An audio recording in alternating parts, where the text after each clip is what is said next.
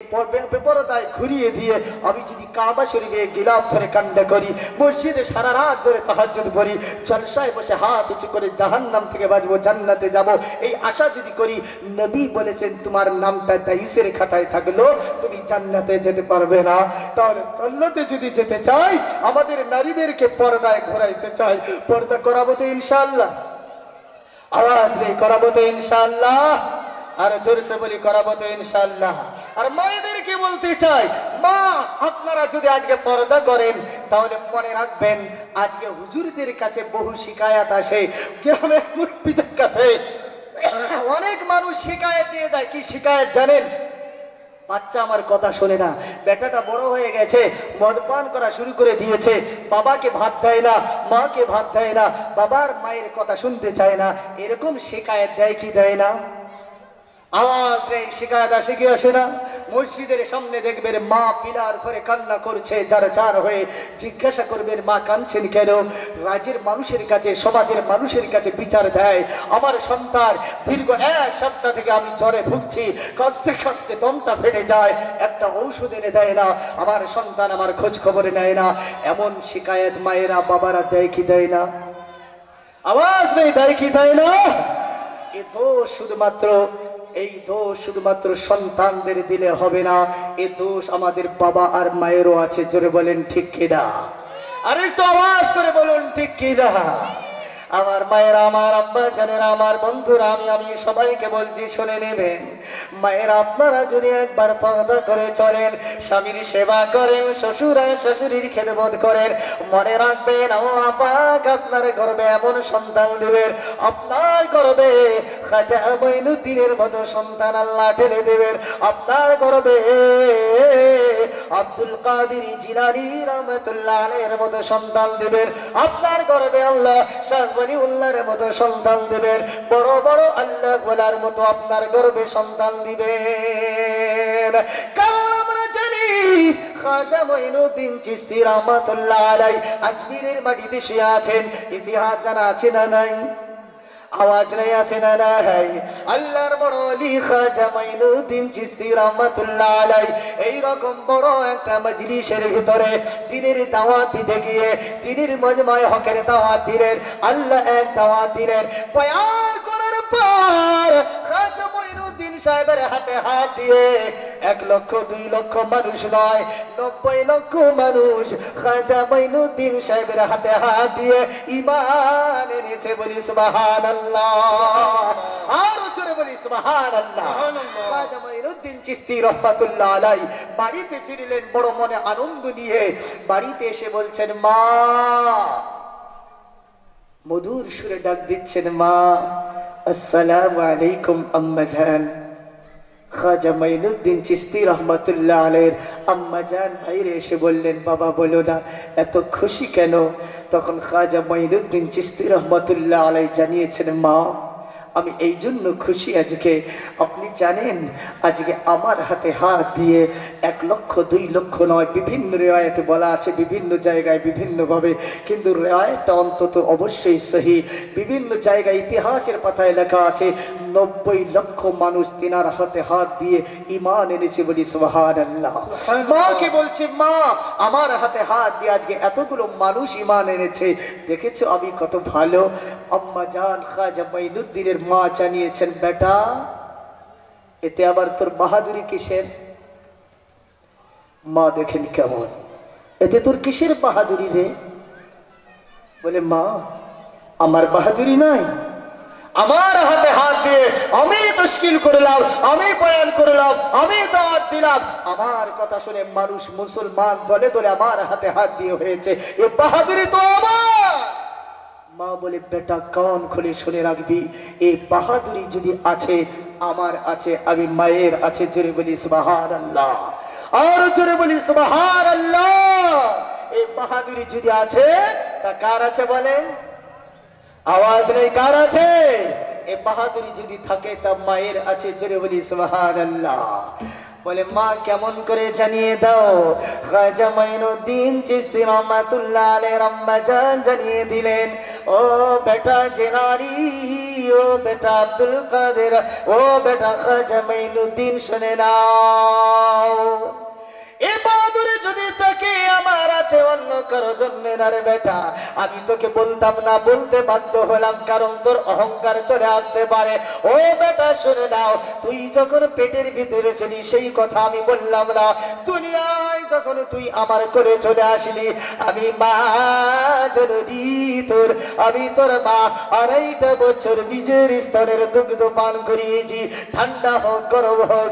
ও বেটা শুনে রে, আমি 2.5 বছর যতদিন তোকে দুগ্ধ দিয়েছি, আমি কোনদিন বিনা ওযুতে দুগ্ধ পান করাই না। জোরে বলি সুবহানাল্লাহ, সুবহানাল্লাহ, আরো জোরে বলি সুবহানাল্লাহ। আর আজকের মায়েদের পাক আছে না না পাক আছে সেটাই জানে না। জোরে বলেন ঠিক কিনা? রাতের বেলায় কম্বলের তলায় সন্তানকে দুগ্ধ পান করায়, এদিকে মোবাইল দেখছে, দেখে কি দেখে না বলেন? আরে মোবাইলে উলঙ্গ ছবি দেখে, পাক আছে না না পাক আছে পর্দার খেয়াল করে না। দিনের বেলায় রাত্রি বেলায় হারাম ইনকাম করে খায়, স্বামী হারাম ইনকাম করে, আর স্ত্রী বেপরদায় রাস্তায় ঘুরে ঘুরে বেড়ায়, সন্তানকে জীবন গেলে অজু করে দুগ্ধ পান করায় না। বলুন তো ওই মায়েদের গর্বে খাজা মাইনুদ্দিন হবে না মিস্টার ইবলিস হবে? আওয়াজ রেখে হবে বলেন? এবার নিজেকে শ্রদ্ধা করে, নিজেকে প্রশ্ন করে একবার জেনে নেই, এই দোষ আমার সন্তান না আমাদের? আওয়াজ রেখে কাদের দোষ বলেন? জোরসে বলেন, দোষ কার? তাহলে আমরা যদি সন্তান চাই, তাহলে সন্তান যদি আমাদের কথা মতো চলতে চাই, সন্তান যদি ভালো হয়, সন্তান যেন আমাকে মানে, সন্তান যেন বাবার মাকে সম্মান দেয়, তার জন্য শর্ত হলো আমাকে হালাল রুজি ইনকাম করতে হবে, আর আমার বিবিকে পর্দায় রাখতে হবে। জোরে বলেন ঠিক কি না? আর একটু আওয়াজ করে বলুন ঠিক কি না? এটা করবো তো ইনশাআল্লাহ? আওয়াজ নেই, সকলেই করবো তো ইনশাআল্লাহ? আমি আর লম্বা সময় বয়ান করতে যাব না, এবার আমি ডাইরেক্ট মাদ্রাসার কিছু কথা বলে আর জান্নাতে যাওয়ার কৌশল বলে আমি ইতি টানবো। বেশি লম্বা সময় আমি টানতে যাব না, তারপরেও 10-15 মিনিট প্রায় হয়ে গেল। এবার আমি বলতে চাই, আমার শুরুতে চলে আসি, প্রথমে আমরা হাত উঁচু করেছিলাম, আমরা সবাই জান্নাতে যাব বলে, জাহান্নাম থেকে বাঁচবো বলে, এই আশা নিয়ে সবাই এসেছে কিনা বলেন? আওয়াজ নেই, এই আশাই তো নিয়ে এসেছি বলেন। এছাড়া অন্য কোনো আশা আছে? এখনো এই আশাই নিয়ে কারা কারা বসে আছি? দুহাত উঁচু করে দেখাই, মাশাআল্লাহ, হাত নামাই। তাহলে আমরা জান্নাতে তো যাব। মায়ার নবী, যে মায়ার নবী আরশে গিয়ে আমাদেরকে ভোলেন নাই, যে মায়ের নবী কবর থেকে যেদিন প্রথম উঠবে, ওটার সময় প্রথমে আওয়াজ দিবে জিবরিল ভাই, উম্মতি উম্মতি, আমার উম্মত কোথায়? আমার উম্মত মনে হয় জাহান্নামের কিনারে পৌঁছে গেছে নাকি? ওই মায়ার নবী জীবন গেল উম্মতকে ভুললেন না, আরশে গিয়ে ভুললেন না, জমিনে ভুললেন না। আসরের ময়দানে সকল নবীগণ যেদিন ইয়া নফসি ইয়া নফসি করবেন, সবাই নিজেদেরকে নিয়ে ভাববেন, আপনার আমার মায়ার নবী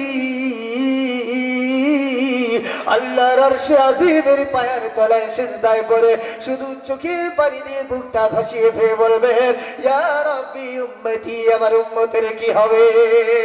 এই উম্মতের সাথে এই রকম মায়ের নবীর সঙ্গে কারা কারা জান্নাতের ভিতরে জায়গা চাই? দুহাত উঁচু করে দেখাই। চাই তো ইনশাআল্লাহ? আওয়াজ নাই, সবাই চাই তো ইনশাআল্লাহ? তাহলে একবার নবীকে জিজ্ঞাসা করে নেই, নবী গো, সবাই হাত উঁচু করে জানিয়ে দিলাম, আমরা জান্নাতে থাকবো, আপনার সঙ্গে থাকবো, একাই থাকবো না। দয়া করে আপনি জানিয়ে দিন, আমাদের ভিতর থেকে কাকে কাকে নিয়ে যাবেন, কাকে কাকে নিবেন না? জানার প্রয়োজন আছে না নাই? আওয়াজ নাই, আছে না নাই বলেন? জোরসে বলেন, আছে না নাই? নবীকে প্রশ্ন করার পরে নবী আমার জানিয়ে দিয়ে গেছে। নবী বললেন, ও উম্মতেরা শুনে নাও, মান আহাব্বা সুন্নতি ফাকাদ আহাব্বানি ওয়া মান আহাব্বানি কানা মাই ফিল জান্নাহ। নবী আমার জানিয়ে দিলেন, আমার উম্মতেরা শুনে নাও, আমার গোটা বিশ্বের উম্মতেরা শুনে নাও, আমার চিরাকানার কদম তলার উম্মতেরা শুনে নাও, আমি নবীর সঙ্গে যদি জান্নাতে তোমরা থাকতে চাও তাহলে আমার সুন্নতকে ভালোবেসে নাও। তারা যারা আমার সুন্নতকে ভালোবাসবে তারা স্বয়ং আমি নবীকেই ভালোবেসে নেবে, আর যারা আমাকে ভালোবেসে নেবে কানা মাই ফিল জান্নাহ, তারা একমাত্র আমি নবীর সঙ্গেই জান্নাতে জায়গা পাবে। জোরে বলি সুবহানাল্লাহ, আরো জোরে বলি সুবহানাল্লাহ।